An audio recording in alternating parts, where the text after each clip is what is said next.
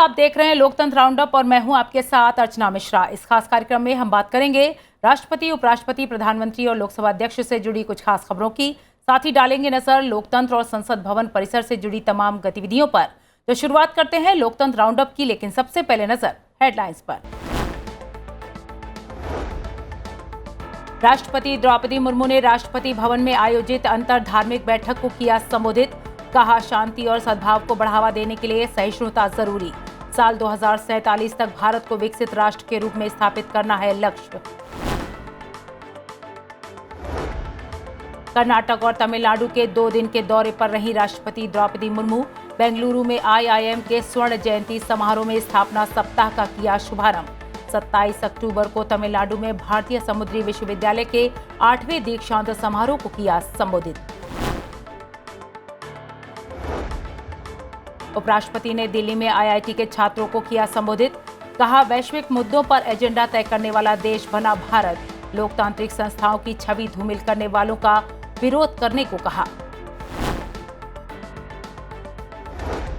प्रधानमंत्री ने गोवा में पहली बार आयोजित 37वें नेशनल गेम्स का किया शुभारंभ। प्रधानमंत्री ने संबोधन में खिलाड़ियों को किया प्रोत्साहित। 9 नवंबर तक चलने वाले खेलों में 10,000 से ज्यादा एथलीट शामिल। पूर्व उपराष्ट्रपति भैरों सिंह शेखावत के जन्म शताब्दी दिवस पर श्रद्धा सुमन अर्पित। उपराष्ट्रपति ने जयपुर में समाधि स्थल पहुंचकर श्रद्धांजलि दी। प्रधानमंत्री ने ट्वीट के जरिए संदेश में कहा, शेखावत जी सभी के लोकप्रिय नेता रहे। लोकसभा अध्यक्ष ने उनके व्यक्तित्व को बताया अनुकरणीय। और अब बढ़ते हैं आगे। राष्ट्रपति भवन में ब्रह्म कुमारियों के साथ अंतरधार्मिक बैठक का आयोजन किया गया। बैठक को राष्ट्रपति द्रौपदी मुर्मू ने संबोधित किया। कार्यक्रम को संबोधित करते हुए राष्ट्रपति ने कहा कि समाज में शांति और सद्भाव को बढ़ावा देने के लिए सहिष्णुता और एक दूसरे के प्रति सम्मान जरूरी है। राष्ट्रपति ने कहा कि धर्म लोगों के जीवन में एक महत्वपूर्ण स्थान रखता है और धार्मिक विश्वास और प्रथाएं हमें विपरीत परिस्थितियों से लड़ने की ताकत देती हैं।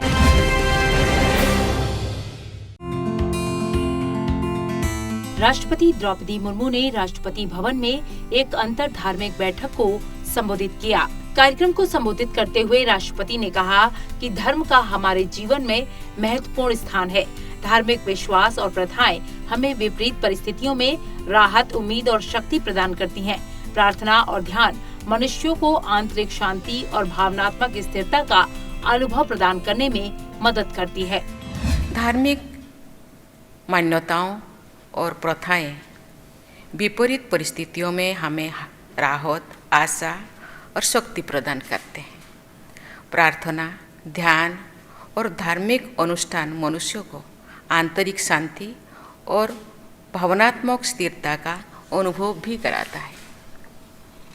देवियों और स्वजनों, धार्मिक सिद्धांतों, विश्वासों और रीति रिवाजों का हमारे जीवन में अपना स्थान है, लेकिन शांति, प्रेम, पवित्रता और सच्चाई जैसी मौलिक आध्यात्मिक मूल्यों की हमारे जीवन को सार्थक बनाता है। उन्होंने कहा कि जब विभिन्न धर्मों के लोग सद्भाव से एक साथ रहते हैं तो समाज और देश का सामाजिक ताना बाना सुदृढ़ होता है। यही शक्ति देश की एकता को और मजबूत करती है और उसे प्रगति के पथ पर अग्रसर करती है। आध्यात्मिक मूल्यों के अनुरूप जीवन समाज में एकता और सद्भाव का आधार है। जो विभिन्न धर्मों के लोग सद्भावनापूर्ण एक साथ रहते हैं तो समाज और देश का सामाजिक ताना बाना मजबूत होता है। ये मजबूती देश की एकता को और सुदृढ़ करती है और प्रगति के मार्ग पर ले जाती है। आप सब जानते हैं कि वर्ष 2047 तक हमने भारत को एक विकसित देश के रूप में स्थापित करने के लिए लक्ष्य रखा है। इस लक्ष्य की प्राप्ति के लिए सबका साथ जरूरी है। सभी लोगों के सहयोग से ही भारत समग्र रूप में सशक्त राष्ट्र बन पाएगा। राष्ट्रपति द्रौपदी मुर्मू ने 5 देशों के राजनयिकों के परिचय पत्र स्वीकार किए। राष्ट्रपति भवन में आयोजित एक समारोह में सभी देशों के उच्चायुक्त और राजदूत ने राष्ट्रपति से मुलाकात कर अपने परिचय पत्र दिए। बता दें कि 5 देशों में साइप्रस, बुल्गारिया, यूरोपीय संघ, फ्रांस और मोल्दोवा शामिल हैं।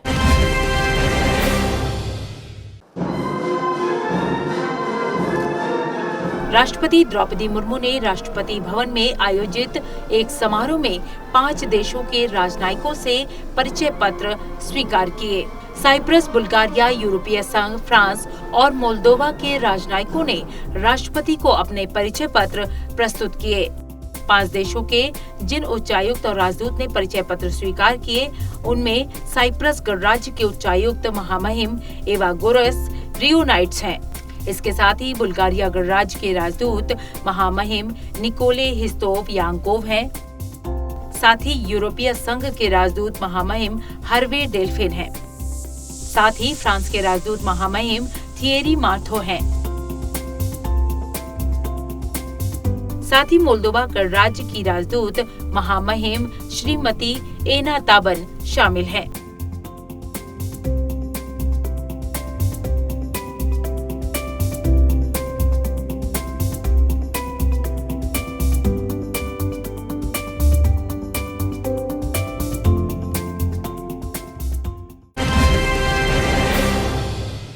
बढ़ते आगे, उपराष्ट्रपति जगदीप धनखड़ ने दिल्ली में आईआईटी के छात्रों को संबोधित किया। उपराष्ट्रपति ने कहा कि भारत वैश्विक मुद्दों पर एजेंडा तय करने वाला देश बन गया है और भारत के सभ्यतागत लोकाचार के तहत युद्ध को कूटनीति और बातचीत के माध्यम से हल किया जाना चाहिए। उपराष्ट्रपति ने कहा कि आज के युवा एक ऐसे युग में रह रहे हैं जहां भारत का प्रभाव उसकी सीमाओं से परे महसूस किया जा सकता है।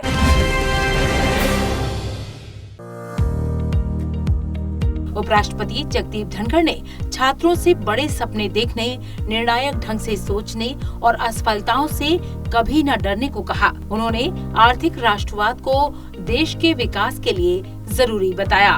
उपराष्ट्रपति ने ये बात आईआईटी दिल्ली के छात्रों को संबोधित करने के दौरान कही।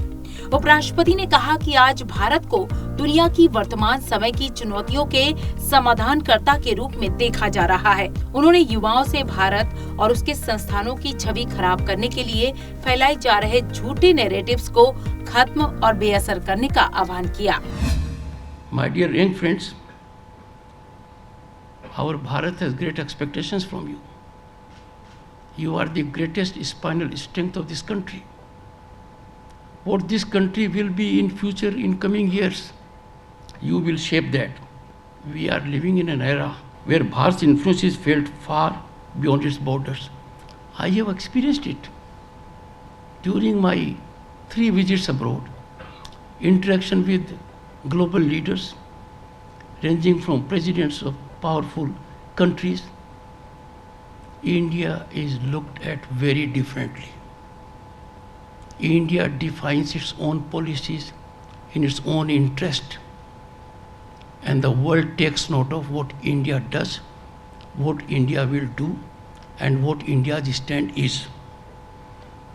We have witnessed unstoppable rise of Bharat, and trust me, this rise is on incremental trajectory and bound to be so, because when you take a leap in the larger world, you will be propelling it.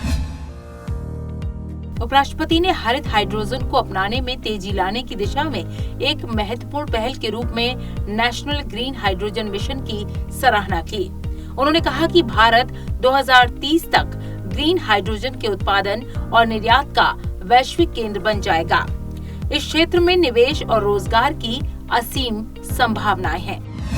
The National Green Hydrogen Mission and the initial outlay is 19,000 crores was approved in January 2023, and the intended objective was making India leading producer and supplier of green hydrogen in the world, creation of export opportunities for green hydrogen and its derivatives. Now what I am saying next has to be fructified by your efforts. Your mind has to be diverted to that area also.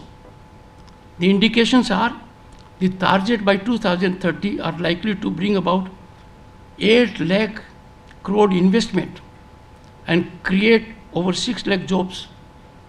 This is your responsibility. बढ़ते आगे, हिमाचल प्रदेश के हमीरपुर से दिल्ली आए छात्रों के एक समूह ने उपराष्ट्रपति जगदीप धनखड़ से मुलाकात की।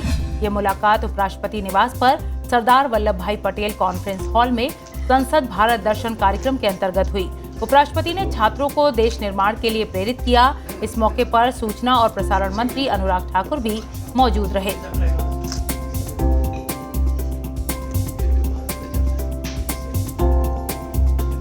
बता दें कि संसद भारत दर्शन एक शैक्षणिक दौरा है जिसमें छात्रों को देश के विभिन्न क्षेत्रों के इतिहास, संस्कृति, परंपराओं और प्रकृति के बारे में जानने का मौका मिलता है।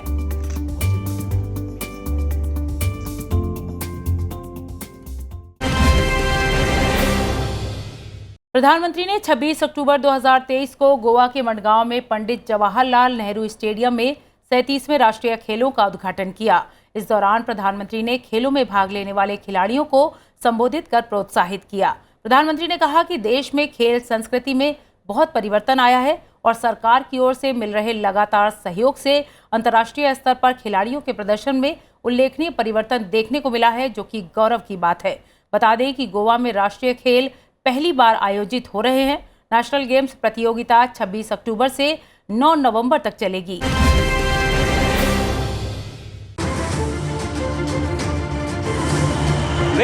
प्रधानमंत्री नरेंद्र मोदी ने गोवा के मडगांव में पंडित जवाहरलाल नेहरू स्टेडियम में 37वें राष्ट्रीय खेलों का शुभारंभ किया। खेलों का आयोजन 26 अक्टूबर से 9 नवंबर तक होगा और इसमें देश भर से 10,000 से ज्यादा एथलीट हिस्सा ले रहे हैं। उद्घाटन समारोह को संबोधित करते हुए प्रधानमंत्री ने कहा कि राष्ट्रीय खेल ऐसे समय पर हो रहे हैं जब देश खेल की दुनिया में नई ऊंचाइयां हासिल कर रहा है।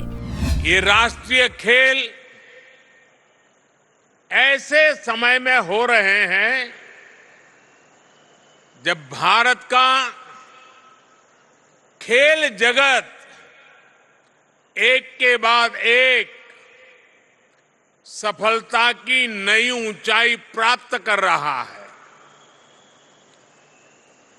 70 सालों में जो ना हुआ वो इस बार हमने एशियाई खेलों में होते हुए देखा है। ये नेशनल गेम्स एक प्रकार से आपके लिए, सभी नौजवानों के लिए, सभी खिलाड़ियों के लिए एक मजबूत लॉन्च पैड है।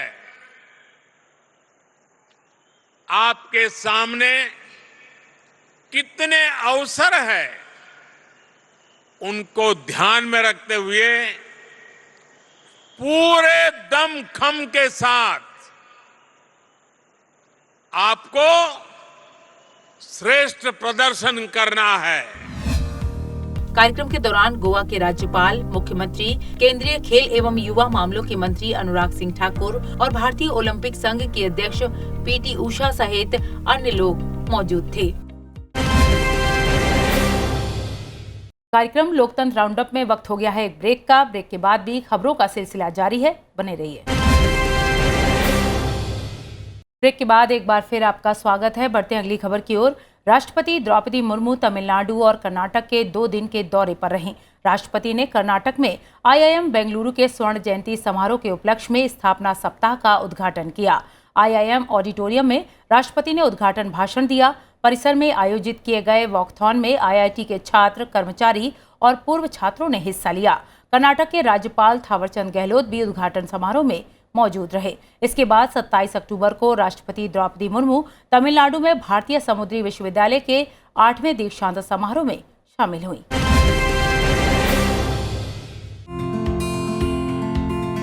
राष्ट्रपति द्रौपदी मुर्मू ने भारतीय प्रबंधन संस्थान बेंगलोर के स्वर्ण जयंती समारोह के उपलक्ष्य में स्थापना सप्ताह कार्यक्रम का उद्घाटन किया।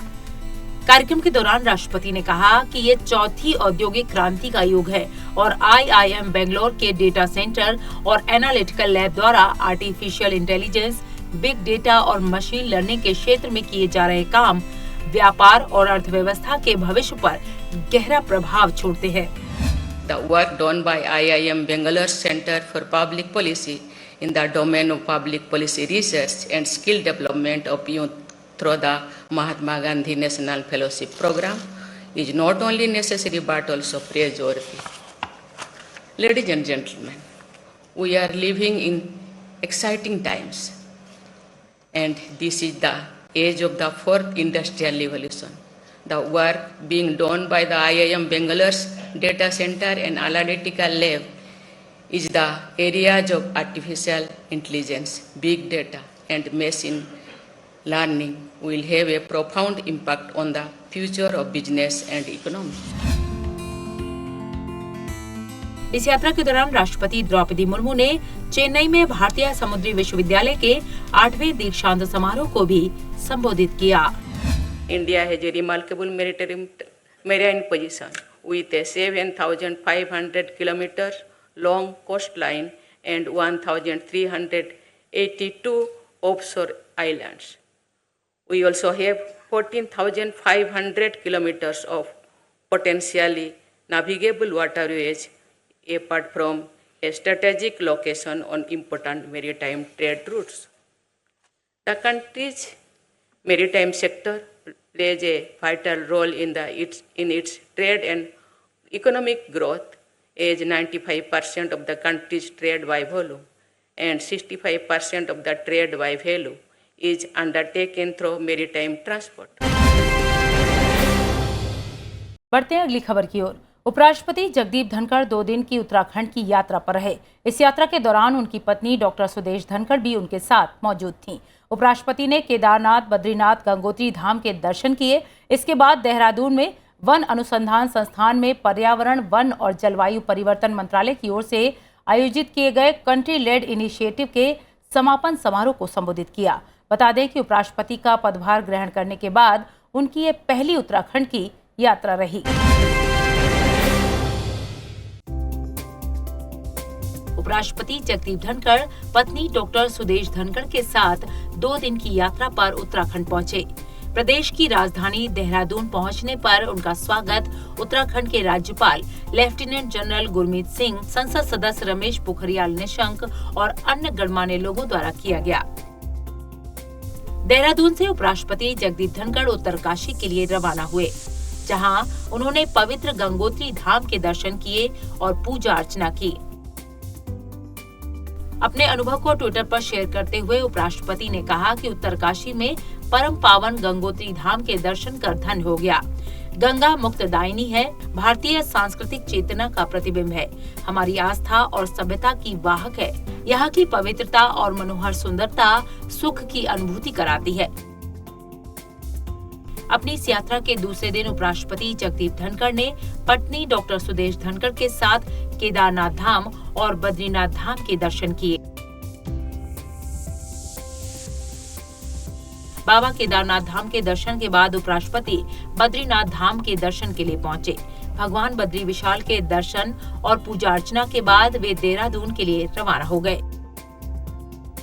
इसके बाद उपराष्ट्रपति ने देहरादून में CLI यानी कंट्री लेड इनिशिएटिव के समापन समारोह को संबोधित किया।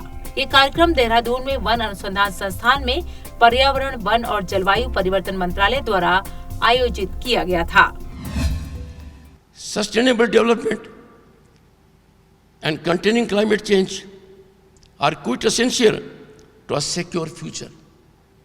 We can have no future if we don't contain climate change. It will be difficult to survive on the planet if the development is not sustainable. These challenges, I'm sure you all will agree, being experts in the area, feeling the heat of it, they are not ordinary challenges. They are existential challenges. We will have to marshal all energy, all thought process to find a resolution. उपराष्ट्रपति जगदीप धनखड़ ने दिल्ली में all India fine arts and craft society में painting प्रदर्शनी का उद्घाटन किया। उपराष्ट्रपति ने प्रदर्शनी में शामिल पेंटिंग की कला की सराहना की। प्रदर्शनी का विषय roaring revival tigers of India है। चारकोल, स्केच और वाटर कलर फ्लोलर से बनी इन पेंटिंग्स का उद्देश्य वन्य जीव संरक्षण के बारे में जागरूकता फैलाना रहा। ये प्रसिद्ध कलाकारों की 5वीं प्रदर्शनी रही।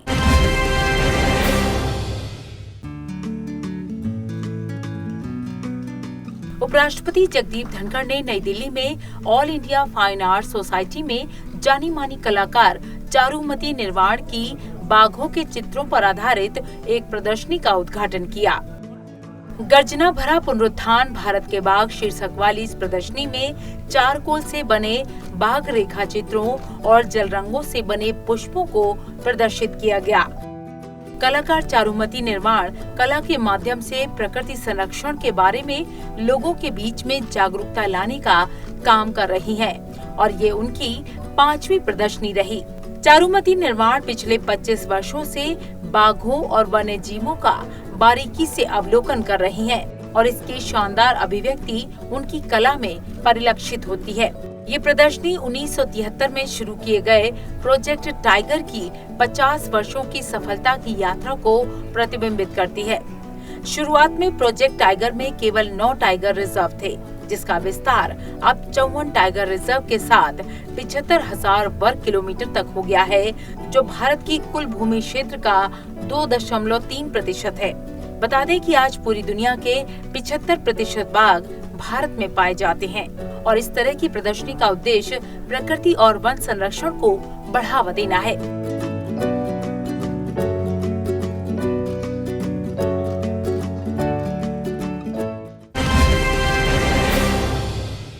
बढ़ते अगली खबर की ओर। उपराष्ट्रपति जगदीप धनखड़ ने जयपुर में पूर्व उपराष्ट्रपति भैरों सिंह शेखावत के समाधि स्थल पर पुष्पांजलि अर्पित की। पूर्व उपराष्ट्रपति की जन्म शताब्दी के मौके पर भैरों सिंह शेखावत स्मृति संस्थान और परिजनों की ओर से श्रद्धांजलि कार्यक्रम का आयोजन किया गया था। इस मौके पर राजस्थान के राज्यपाल कलराज मिश्र समेत भाजपा के कई नेताओं ने वहां पहुंचकर श्रद्धा सुमन अर्पित किए।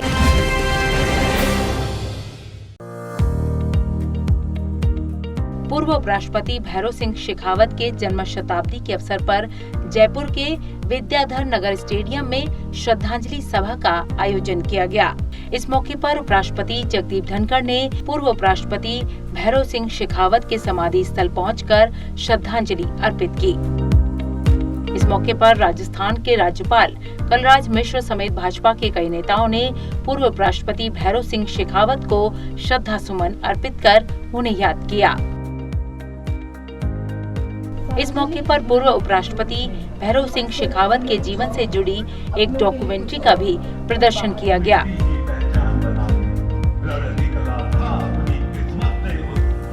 बता दें कि पूर्व उपराष्ट्रपति भैरों सिंह शेखावत ने पुलिस की नौकरी छोड़कर सियासत में कदम रखा था। उपराष्ट्रपति जगदीप धनखड़ ने ट्वीट के जरिए संदेश में कहा कि एक कृषक परिवार में जन्मे पूर्व उपराष्ट्रपति भैरों सिंह शेखावत ने अपना जीवन देश और प्रदेश की जनता की सेवा में समर्पित कर दिया। वे किसान हितैषी राजनीति के पुरोधा थे। वे हमेशा के लिए हम सभी के प्रेरणा स्रोत बने रहेंगे। प्रधानमंत्री ने ट्वीट के जरिए संदेश में कहा कि पूर्व उपराष्ट्रपति भैरों सिंह शेखावत एक ऐसे व्यक्तित्व थे जिन्हें सभी राजनीतिक दलों के और हर क्षेत्र के लोग पसंद करते थे। लोकसभा अध्यक्ष ओम बिरला ने ट्वीट के जरिए संदेश में कहा कि पूर्व उपराष्ट्रपति भैरों सिंह शेखावत जी ने भारतीय राजनीति में शिखर को छूते हुए सार्वजनिक जीवन में उच्च आदर्श स्थापित किए। लोकतांत्रिक संस्थाओं को मजबूत करने और किसानों के सशक्तिकरण के उनके प्रयास अनुकरणीय है। लोकतंत्र में संसदीय समितियों का अहम स्थान है। समय समय पर इन संसदीय समितियों की बैठक होती है। विभिन्न मुद्दों पर चर्चा के बाद ये समितियां अपनी रिपोर्ट सभा के समक्ष रखती हैं। तो आइए जान लेते हैं इस सप्ताह लोकसभा में किन किन संसदीय समितियों की बैठक हुई। लोकसभा में संसदीय समितियों की बैठकों पर नजर डालें तो 25 अक्टूबर 2023 को लोक लेखा समिति की बैठक संपन्न हुई। 26 अक्टूबर 2023 को सरकारी आश्वासनों संबंधी समिति की बैठक संपन्न हुई। 26 अक्टूबर को ही अनुसूचित जाति और अनुसूचित जनजाति के कल्याण संबंधी समिति की बैठक संपन्न हुई। 26 अक्टूबर को ही प्राक्कलन समिति की बैठक संपन्न हुई।